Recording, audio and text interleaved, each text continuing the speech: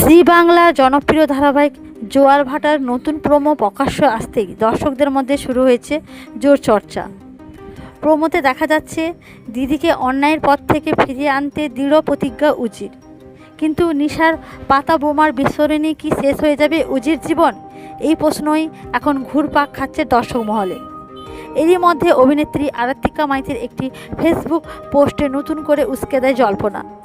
উজির লুকে নিজের ছবি পোস্ট করে তিনি লেখেন, শোনো, আমি আবার জন্ম নেব। এই মুখের আদল বদলে গেলেও চিনবে গলার স্বর। এরপর থেকে সোশ্যাল মিডিয়ায় শুরু হয় নানা আলোচনা। কেউ মনে করে উজির চরিত্রে আসতে পারে নতুন মুখ, আবার কেউ দাবি করেন আরাত্রিকা নাকি ধারাবাহিক ছেড়ে অন্য কোনো রিয়ালিটি শোতে যোগ দিতে চলেছেন।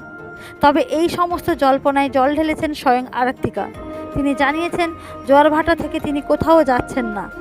অভিনেত্রীর কথায় দর্শকদের জন্য সামনে রয়েছে একাধিক চমক, তবে গল্পের মোড় এখনই খোলসা করতে চাননি তিনি।